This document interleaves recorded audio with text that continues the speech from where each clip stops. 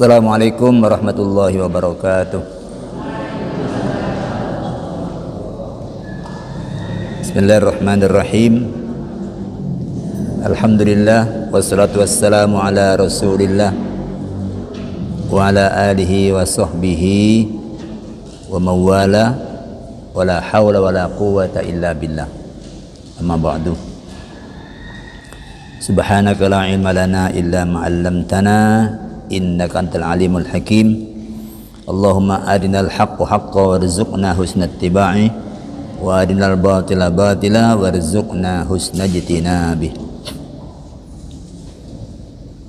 Para jamaah, Bapak Ibu sekalian rahimakumullah. Alhamdulillahirabbil alamin. Pagi hari ini kita baru memulai puasa hari yang ke-10. Kita bersyukur kepada Allah diparingi kesempatan untuk melaksanakan ibadah Ramadan. Mudah-mudahan kita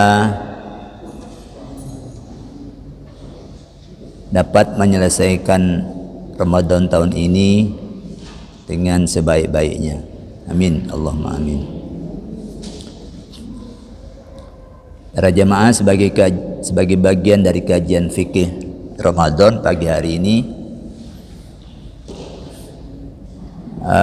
kita akan mengkaji tema tentang menjual makanan di siang hari Ramadan.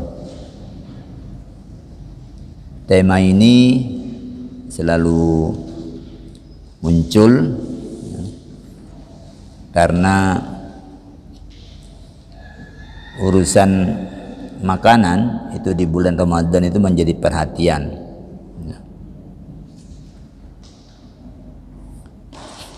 Kita di bulan ini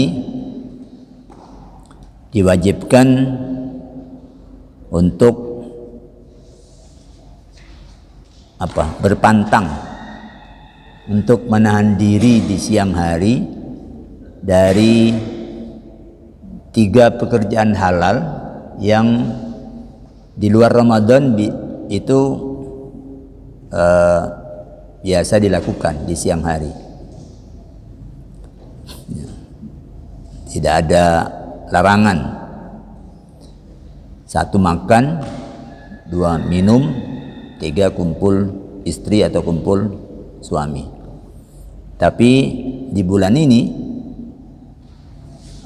kita berpantang menahan diri untuk meninggalkan makan, minum, kumpul istri mulai dari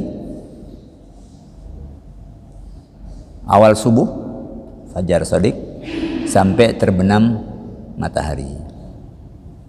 Tapi di sisi lain, pada siang hari Ramadan kegiatan muamalah untuk menjemput rezeki yang halal tetap berjalan. Orang tetap bekerja. Termasuk diantaranya menjual makanan. Nah, ini bagaimana hukumnya?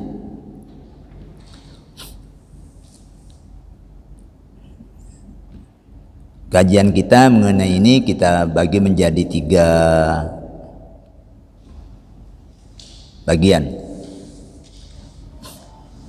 Yang pertama, kita bahas dulu hukum asal jual beli. Jual beli atau dalam bahasa Arab disebut dengan al-bai' adalah salah satu dari bentuk-bentuk transaksi, bentuk-bentuk akad pemindahan hak milik. Jadi ada al-uqud at-tamlikiyah, ada akad-akad pemindahan hak milik yang halal hukumnya dalam Islam. Jadi ada akad yang sifatnya memindahkan milik, ada akad yang tidak bersifat memindahkan milik. Seperti kalau orang akadnya titip, itu miliknya tidak pindah. Kayak tempat parkir itu titip, helm titip, tas nitip, itu tidak pindah. Tapi kalau jual beli sudah terjadi akad, itu pindah. Sepatu pindah pada yang beli, duitnya yang beli pindah sama yang jual. Ada bentuk lain juga namanya hibah. Hibah itu akad pemindahan milik dari yang memberi kepada yang diberi. Bedanya kalau hibah itu tidak ada iwat, tidak ada kompensasi, ya satu menerima, satu menyerahkan, satu menerima. Tapi kalau jual beli ada kompensasinya. Beras ditukar HP, atau HP ditukar uang, atau uang ditukar minyak, itu jual beli. Kehalalan jual beli ini dinyatakan dengan tegas oleh Allah dalam Al-Baqarah 275. Wa ahallallahu al-bai'a wa harrama riba. Allah menghalalkan jual beli dan mengharamkan riba. Ini dua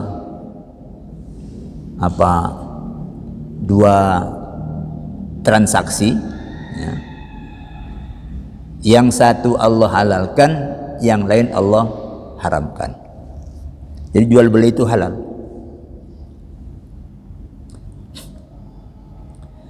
Di samping melalui transaksi pemindahan milik,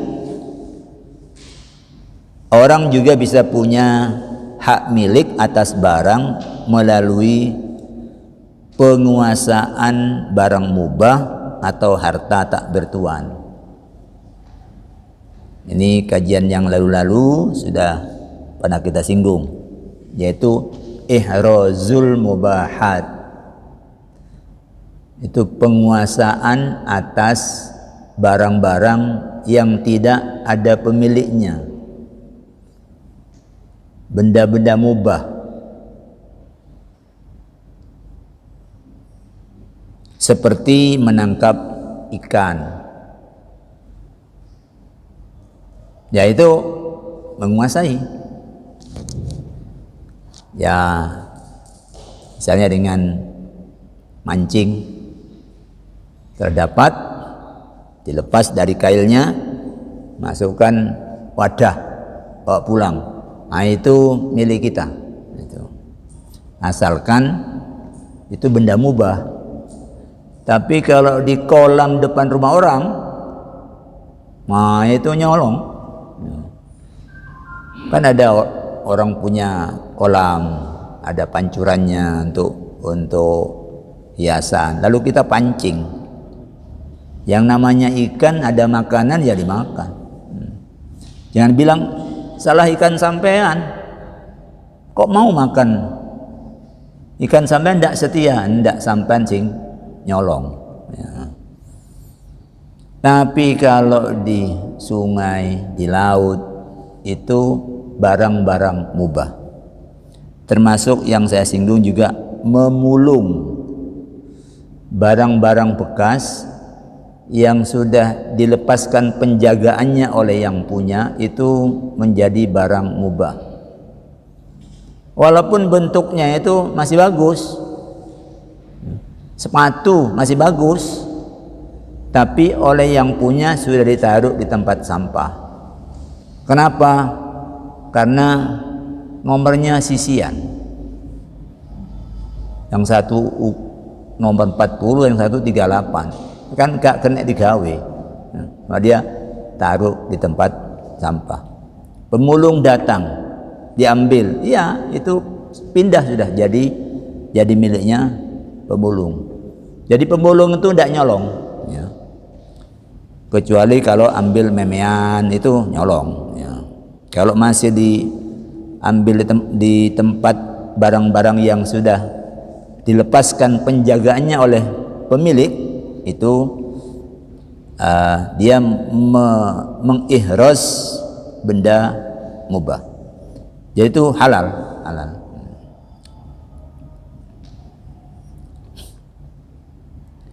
Itu ihraz serta melalui kembang biak harta milik. At-tawalludu minal mamluk. Orang bisa punya milik melalui kembang biak. Seperti bertani dan berternak. Ada orang berternak jangkrik, ada berternak burung. Tempat saya itu ada depan rumahnya orang masih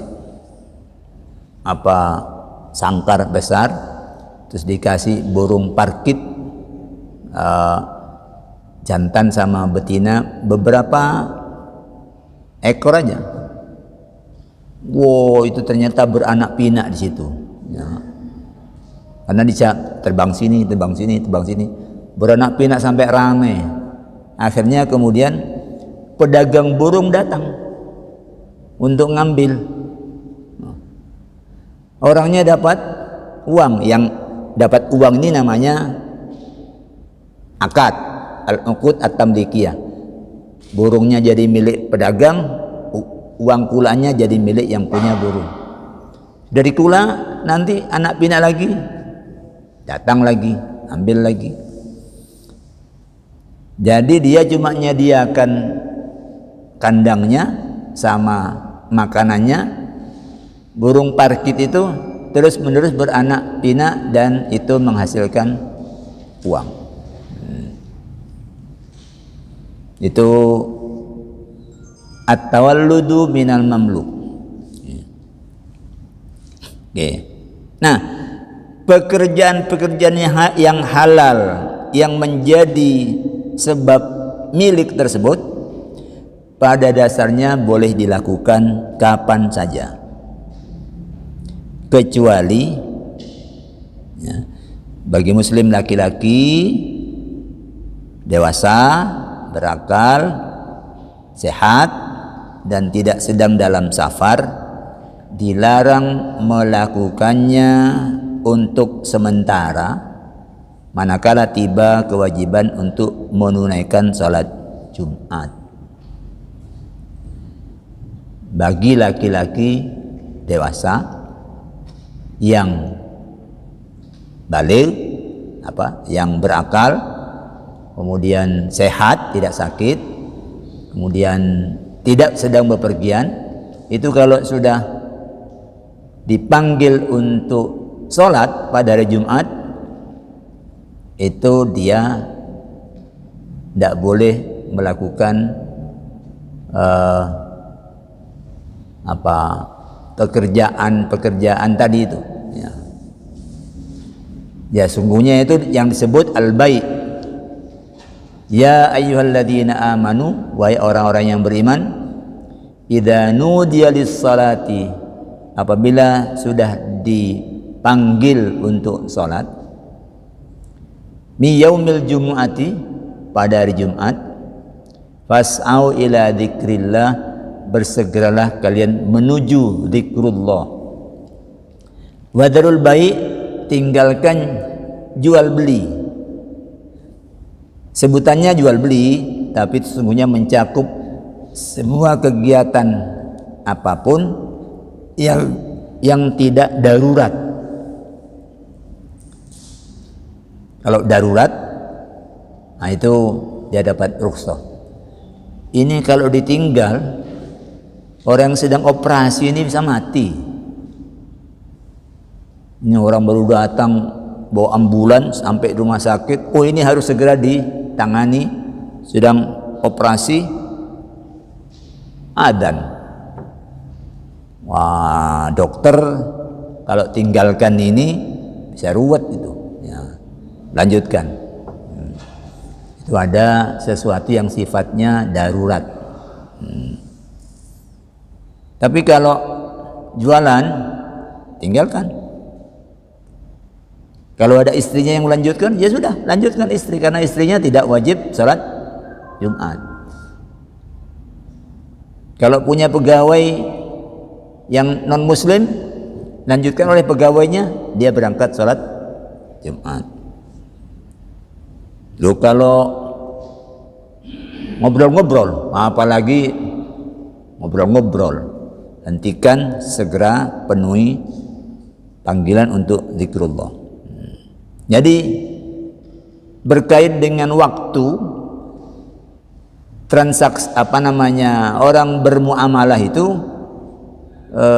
hanya disebut itu, ya, sebut saat nuri adzan sampai salat selesai. Kalau sudah selesai, fa idza qudiyatis salatu fantashiru fil ardi, kembalilah kalian bertebaran di muka bumi, bekerja kembali. Wabtagu min fadlillah, jemput itu karunia-karunia dari Allah. Jadi jelas Islam ini agama yang menganggap bekerja itu sebagai bagian dari yang mesti dilakukan oleh orang Islam. Hari Jumat pun bukan hari libur. Ya. Jadi gak tabe cocok kalau orang minta libur hari Jumat karena orang Islam. Enggak.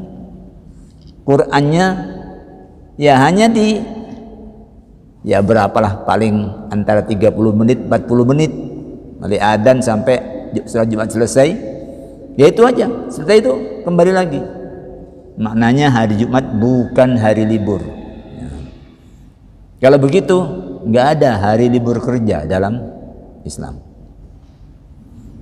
Kalau Yahudi itu kenal ada hari Sabat libur, orang Nasrani mengenal hari Minggu libur. Islam tidak mengenal hari libur untuk urusan bekerja, kecuali setiap pekan ada kurang lebih 1 jam khusus yang wajib Jumat datang. Oke. Itu pertama. Jadi kapan aja, ya. Yang kedua, membantu terlaksananya dosa dan permusuhan dilarang dalam Islam. Allah berfirman, ini terkenal ayatnya, wa ta'awanu 'alal birri wat taqwa wa la ta'awanu 'alal itsmi wal udwan. Saling tolong menolonglah kamu atas perbuatan janganlah kamu saling tolong menolong atas perbuatan dosa dan permusuhan, tapi tolong menolonglah kamu dalam kebajikan dan takwa. Jadi jangan tolong menolong dalam dosa. Nah, kan ada ayat ini, ya. Lalu bagaimana itu kalau orang jual makanan pada siang hari, sementara di siang hari itu usumnya orang berpantang makan? Apakah ini tidak termasuk melanggar larangan untuk tidak saling tolong menolong dalam perbuatan dosa? Karena kalau makan itu kan dosa. Loh, ini ada orang jual makanan. Yang jual makan ini termasuk yang membantu agar orang maksiat atau tidak? Nah, ini muncul 3 pandangan yang perlu kita pahami, ya. Yang pertama, pandangan Syekh Muhammad bin Syihab Ar-Ramli. Ini salah satu dari imam fikih dalam madhab Syafi'i. Menurut Ar-Ramli, haram atas muslim memberi minum kafir zimmi di bulan Ramadan dengan atau tanpa bayaran. Kalau dengan bayaran namanya menjual, kalau tidak ada bayaran namanya ngasih, memberi. Kenapa haram? Karena dalam perbuatan tersebut terdapat unsur membantu maksiat. Ini disebut kafir. Kafir zimmi itu kafir yang berdampingan damai dengan orang Islam, tidak membina hubungan permusuhan dan perang. Itu kafir zimmi. Tapi kalau perang itu kafir harbi, kafir yang memerangi orang Islam. Di Indonesia ini adalah kafir yang hidup berdampingan dengan damai. Kok ngasih minum dia siang hari Ramadan? Menurut Imam Ar-Ramli itu perbuatan itu haram karena membantu maksiat. Jadi afta Syekhuna Muhammad ibn Asy-Syihab Ar-Ramli rahimahullahu bi annahu yahrumu 'alal muslimi ayyuskiyad dimmiya fi ramadana bi'iwadin aw ghairihi lianna fi dzalika i'anatun 'ala maksiatin. Dalam perbuatan ngasih minum itu tergandung unsur membantu maksiat. Sejalan dengan pandangan ini, sebagian ulama memfatwakan wajibnya menutup warung makan. Afta jama'atun min ahlil ilmi biwujubi ighlaqil mata'im fi nahari Ramadan. Wajib menutup warung makan pada siang hari Ramadan. Ini salah satu pandangan.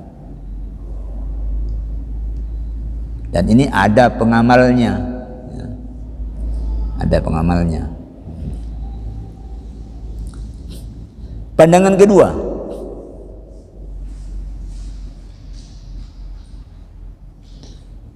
tidaklah dihukumi membantu maksiat bila pembelinya tidak wajib puasa. Yang kedua, pembelinya lupa kalau sedang puasa. Yang ketiga, puasanya batal. Karena batal, terus andok dia datang ke warung. Jadi kalau seperti ini, yang membeli bukan orang yang wajib puasa, atau yang beli itu orang yang lupa kalau itu pas hari puasa. Kadang-kadang di awal-awal kan sudah biasa jam-jam 10 beli kacang hijau, ini jam 10 ke situ karena lupa ya. Atau yang ketiga, orang yang puasanya batal. Orang yang tidak wajib puasa itu banyak ya. Ada 11. Satu, belum balik, itu tidak wajib puasa. Anak-anak SD atau SMP kelas 1 kadang-kadang itu belum balik gitu. Tapi kadang-kadang sekarang kelas 5, kelas 6 perempuan sudah ada yang mulai haid, belum balik. Yang kedua, tidak berakal sehat. Orang tidak waras. Ada kan orang yang jalan muter bawa gendongan, muter terus muter. Itu pokoknya jalan aja. Ngamuk ndak ya pokoknya muter aja itu. Itu ndak waras. Kalau dia mampir ke warung, ya dia memang tidak wajib puasa. Yang ketiga, orang sakit. Ini banyak orang sakit itu banyak ngumpul di rumah sakit. Di rumah sakit itu warungnya apa dapurnya itu siang jalan terus. Banyak yang harus ditata makannya. Yang diabetes makannya ini, yang hipertensi makannya ini, yang ini makannya itu diatur. Ya. Itu dapurnya operasi terus di bulan Ramadan. Kemudian musafir, gampang mencari musafir ini. Orang yang turun dari pesawat itu rata-rata musafir. Atau yang turun dari bis antar kota itu rata-rata musafir. Kemudian haid, ini khusus ibu-ibu. Hamil juga ini khusus ibu-ibu. Nggak boleh ada laki-laki ngaku hamil. Kalau hamil itu hamilnya hamil lemak. Karena perut itu elastis. Perut itu elastis. Dia bisa besar kalau biasa diisi banyak. Nanti kalau dikurangi isinya, dibiasakan nanti kecil sendiri. Kecuali kalau dikecilkan secara tidak alami. Ngecilkannya itu pakai obat dalam waktu sekian minggu itu kecil. Itu bisa gelembreh itu perut itu. Ya kalau tidak percaya ibu-ibu itu kalau sudah hamil kan besar. Coba nanti setelah hamilnya keluar, balik lagi. Sama juga perut laki-laki seperti itu. Tergantung kebiasaan ngisi. Ya. Oke. Kemudian menyusui. Dia dapat rukhsah. Ya. Kemudian busung lapar. Busung lapar ini jangan disuruh puasa. Mau itu tambah membawa madarat buat dirinya. Kemudian orang yang tidak mampu puasa, dan kemudian yang ke-11 non muslim. Syarat wajib puasa itu kan beriman. Ya ayyuhalladzina amanu. Loh, ini kalau tidak beriman ya tidak beriman kok disuruh tidak percaya ya. Jadi kalau tidak beriman tetap beramal juga, itu amalnya nggak dicatat. Di Al-Baqarah 217 itu Allah berfirman, "Wa may yartadid minkum an dinihi." Siapa di antara kalian yang murtad dari agamanya, wa huwa kafirun, dia kafir, fa ulaika habitat amaluhum fid dunya wal akhirah. Maka amalannya gugur di dunia dan akhirat. Kalau centelannya, centelan amal itu adalah Islam atau iman. Ulaika ashabun nar, mereka itu adalah penghuni neraka. Hum fiha khalidun, mereka abadi di dalamnya. Jadi yang kedua, tidak apa-apa. Pokoknya yang beli itu yang orang yang tidak wajib puasa. Wajib puasa. Ada pendapat yang ketiga, yaitu bahwa jual makanan di siang hari Ramadan itu tidak dihukumi membantu maksiat, kecuali jika penjual tahu bahwa pembelinya wajib puasa, yang akan membatalkan puasanya tanpa udzur syar'i dengan mengkonsumsi makanan yang akan dibelinya. Misalnya ada orang jual rujak, terus dipanggil, saya mumpung rujak enak, batal sih posomu, makan rujak. Nah itu yang jual rujak, jangan mau, ya. Karena ini orang wajib puasa mau melakukan maksiat dengan mengkonsumsi rujaknya. Iki harang-harang ibu lewat kini, mana turun trono, ayo. Nah, ini ngerti kan? Nah itu jangan poso, jangan layani. Boten pun lek panjenengan poso, kula boten satian tang jenengan, pergi aja. Ada tayangan YouTube pendek di sebuah, kalau lihat ininya di sebuah negara barat, mungkin di Amerika. Jadi ada orang, kayaknya itu orang Pakistan atau orang apa itu yang orangnya itu hitam, jalan, terus diwawancari oleh seorang perempuan, tanya, Anda Muslim? Iya. Anda sekarang puasa? Iya. Nah, coba, ini ada kamera, ini sedang di shoot, ya. Terus dia bilang, ini saya pegang HP, ya, pegang HP, dan ini saya pegang air, ya. HP-nya HP terbaru yang mahal. Dia bilang, kalau Anda bersedia minum air ini, HP ini milik Anda. Minum aja, tidak perlu habis, sedikit aja, HP terbaru ini menjadi milik Anda. Dia bilang, enggak. Kenapa? Kan kalau puasa sekarang nanti bisa diganti di hari lain. Minum aja, nanti diganti sehari di hari lain kan bisa. Enggak. Dia enggak. Tiba-tiba melintas orang Arab, pakaian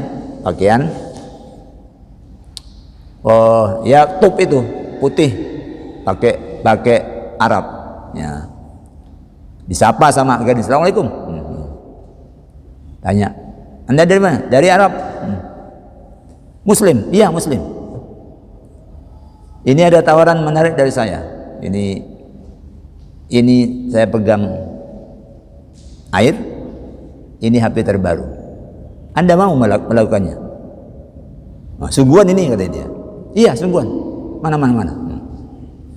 Demi HP saya akan minum ini, yang Arab itu. Tapi yang tadi itu mencegah, jangan. Diambil sama dia. Akhirnya terakhir ternyata itu hanya nguji aja, nguji yang ini. Yang ini tadi temannya pura-pura. Tapi akhirnya ketika dia mau minum ditarik lagi sampai didorong sampai jatuh.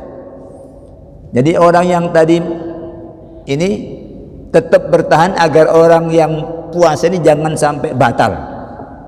Dia berusaha. Akhirnya setelah ditanya, kenapa Anda lakukan itu? Ya, saya tidak ingin saudaraku melakukan maksiat. Ya. Karena dalam sebuah hadis dinyatakan, man aftara yauman min Ramadan, barang siapa sengaja mokel pada hari Ramadan min ghairi udhrin, tanpa udzur, wala maradin, bukan karena alasan sakit, lam yaqdihi siyamud dahri, puasa yang satu hari itu tidak dapat diganti dengan puasa sepanjang masa. Mau itu akhirnya apa? Dia yang tidak mau itu dikasih, ini hadiah untuk Anda yang ireng tadi, Anda karena Anda lulus dalam ujian. Nah ini kalau ada orang baru yang ketiga itu baru dibilang bantu maksiat kalau yang mau beli itu mau batalkan puasa hanya untuk apa dengan cara memakan ini apa namanya makanan yang dia jual. Oke, yang ketiga, karena maksiat yang dimaksud dalam pembahasan tadi itu adalah tidak berpuasa, maka menjual makanan di siang hari Ramadan kepada pembeli yang memang tidak berpuasa tidaklah pas dihukumi membantu maksiat. Ya. Jadi memang orangnya tidak poso, lalu beli makanan, itu tidak berarti tidak dapat dimaknai yang jual makanan itu membantu maksiat. Kenapa? Karena maksiatnya sudah wujud, sudah eksis sebelum pembeli mengonsumsi makanan itu. Dia memang posisinya sudah tidak berpuasa. Maksiatnya sudah dimulai dari awal subuh. Dia sudah menyatakan sudah bertekad hari ini aku tidak poso. Ya. Berarti memang dia sudah maksiat. Mau makan mau tidak dia sudah maksiat. Ya. Jadi jangan nunggu makan baru maksiat. Tidak, mulai dia niat untuk tidak puasa itu sudah maksiat. Maka kalau dia makan, membeli makanan, itu yang menjual tidak sedang membantu pelaku maksiat. Bab nanti kalau orang jual makanan itu dianggap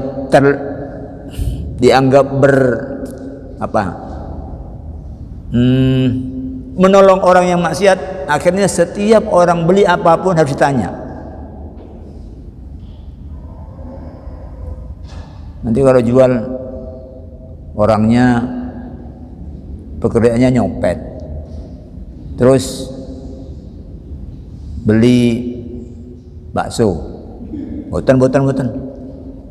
Karena nanti kalau makan bakso saya, dia kemudian nyopet, saya terlibat. Nggak, kalau seperti ini orang jadi sulit hidup. Nah, jadi orang tuh tidak perlu nanya yang beli itu apa, apakah pelacur, apakah maling, apakah non muslim, nggak perlu ditanya. Orang jual bahan bangunan nggak perlu ditanya.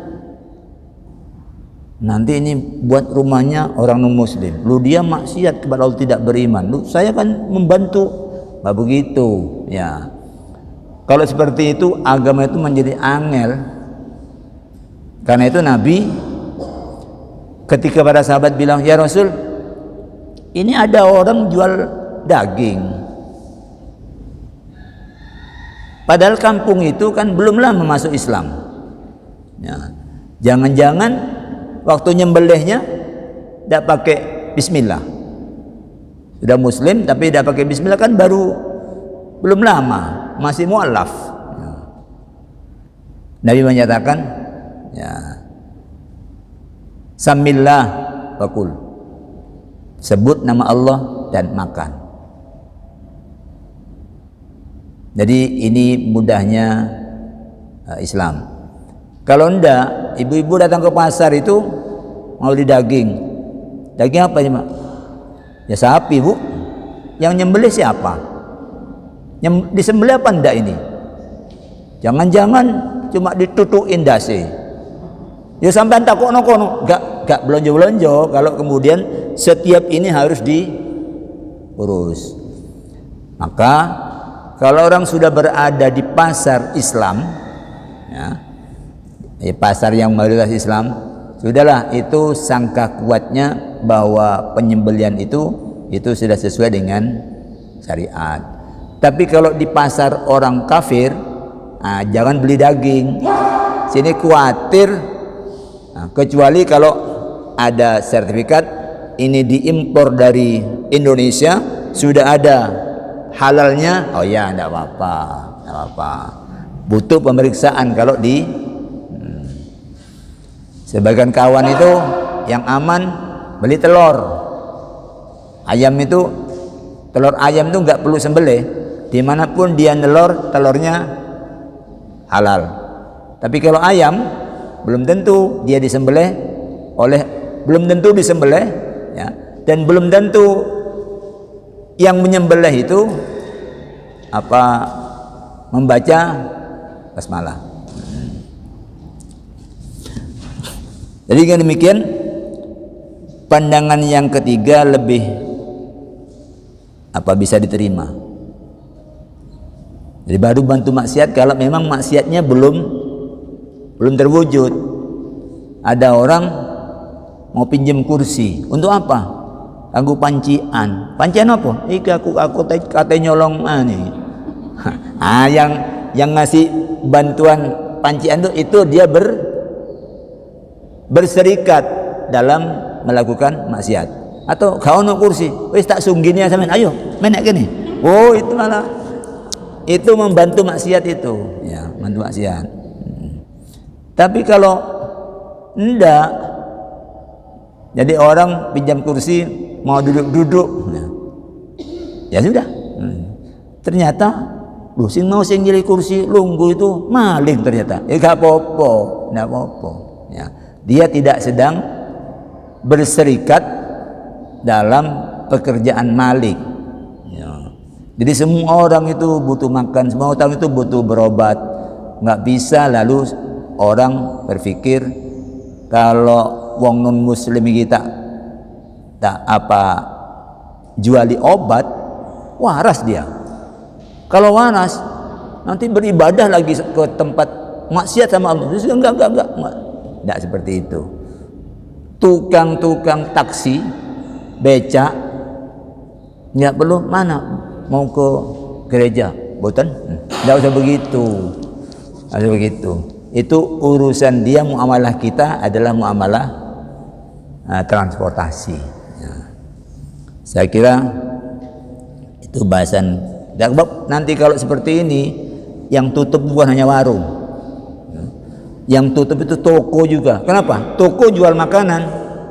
Memang bukan nasi tapi roti, kurma, ya, makanan juga. Ya. Supermarket, pasar apalagi. Pasar itu ya mau cari kates ya ono, mau cari mangga ya ada, mau cari ote-ote ya ada, komplit. Ya. Pasar itu tutup.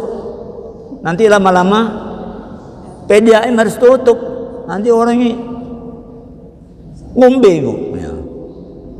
Nanti kalau orang punya di rumah itu, orang punya anggota keluarga yang non muslim, misalnya PRT-nya non muslim atau punya satpam non muslim, nggak perlu kulkas dikunci, lemari makanan dikunci. Sing non muslim itu ibunya sendiri. Anaknya sudah muslim, ibunya masih belum. Masa ibunya siang disandra, tidak boleh mendekat ke kulkas sama. Wah, ini menjadi ruwet, ya, jadi ruwet. Ini adalah ini yang saya kira yang ketiga itu yang paling bisa diterima alasan membantu maksiat. Kalau orang itu memang puasa tapi membatalkan maksiat, kayak gaya di YouTube tadi itu, orang sampai sampai jatuh karena mempertahankan agar airnya jangan diminum sama dia. Nah, itu baru dia tidak ingin membiarkan maksiat terjadi dengan dia membiarkan. Saya kira itu. Silakan. Kenapa? Yes, pokoknya mau soto, mau bakso, mau roti, ya. Pokoknya itu asalkan dia tidak tahu kalau orang ini mau maksiat, ya, tidak apa-apa. Ya, yang tidak jual makanan enak, tapi yang jual makanan di bulan puasa kemudian suruh leren, nah itu jadi berat. Yang butuh-butuh makanan juga ibu haid, ibu jadi ruwet nanti. Semua nggak ono makanan. Nah, jadi ruwet. Ya, udahlah, jalan aja. Yang memang nakal sama Allah, Allah tahu apa namanya. Allah sudah tahu, jalan aja. Yang penting tadi, menurut pendapat yang ketiga. Ibu, Waalaikumsalam warahmatullahi wabarakatuh.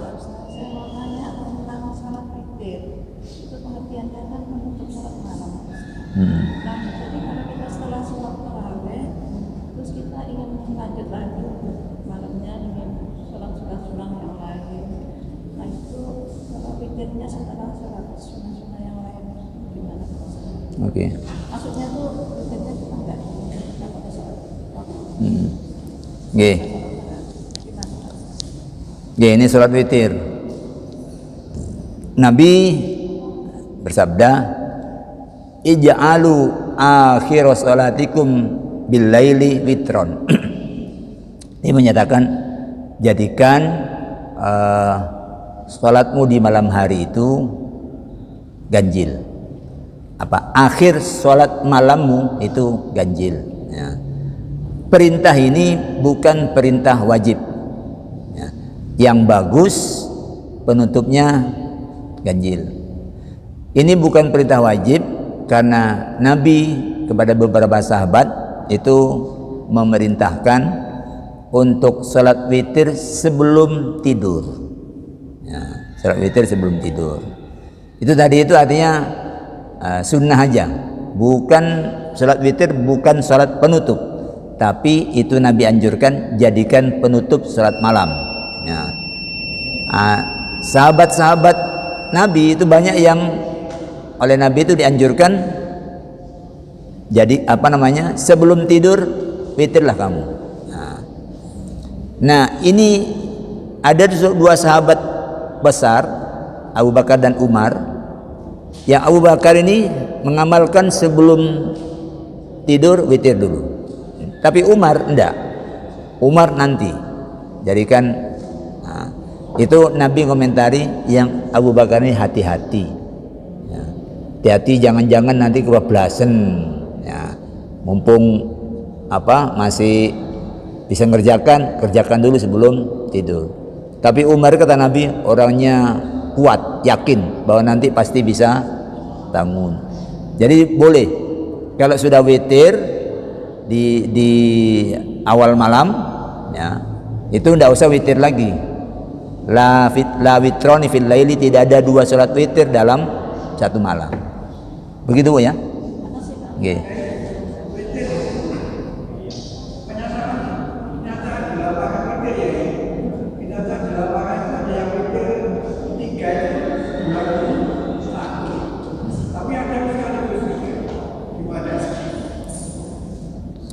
Ya, itu kadang jadi wacana, tapi begini aja yang penting itu. Nabi menyebut salatul laili masna masna, salat malam itu dua. Ya. Kemudian yang memegangi seperti ini, lalu ada yang memecah witir itu menjadi witir 3 rakaat dipecah menjadi 2 dan 1. Tapi niatnya semuanya itu witir, ya. Ini komplitnya witir, ya. Tapi ada yang sekaligus 3, ada yang sekaligus 5, ya. Ada yang sekaligus 5. Ya, itu kalau mau sama-sama terima praktek itu Nabi ya 3 ya 3, ya. 5 ya 5, ya. Tapi karena Nabi menyatakan innamal a'malu binniyat, amal itu tergantung niatnya, dan Allah itu kan sangat luas. Allah itu ndak saklek. Yang memang niatmu itu satu paket, walaupun dipisah ya wes, ya. Timbangan itu tukaran, ya. Yang sudah jalan aja, ya. Itu tidak akan sia-sia. Mau 3 langsung, oke. Mau 2 plus 1, oke. Gitu Pak, nggih. Nah, matur.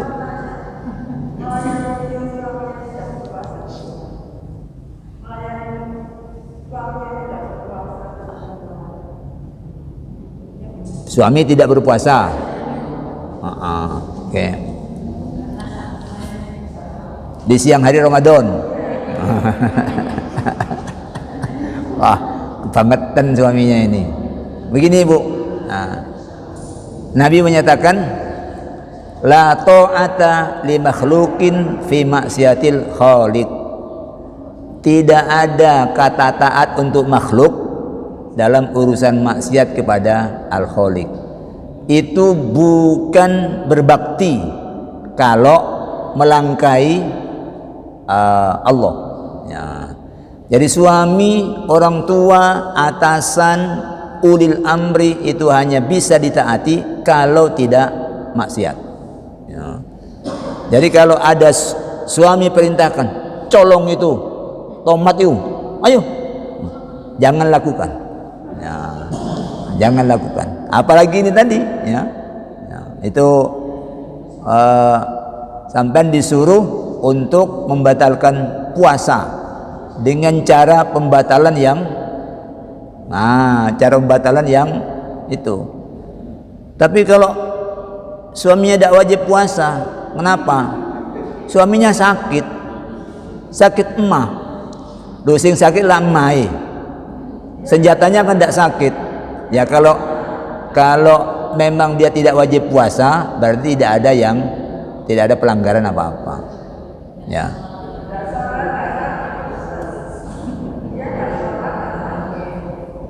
Tidak sholat, tidak sakit, ya sudah, jangan milih taat pangeran, jangan taat suami.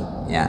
Doakan Bu, kalau terjadi seperti itu, doakan mudah-mudahan diparingi hidayah. Ya. Tidak apa-apa, orang itu ya kadang naik turun. Ya. Dulu asalnya bermocorah, di belakang jadi dai. Ya, tidak apa-apa. Sing penting itu husnul khotimahnya. Ya.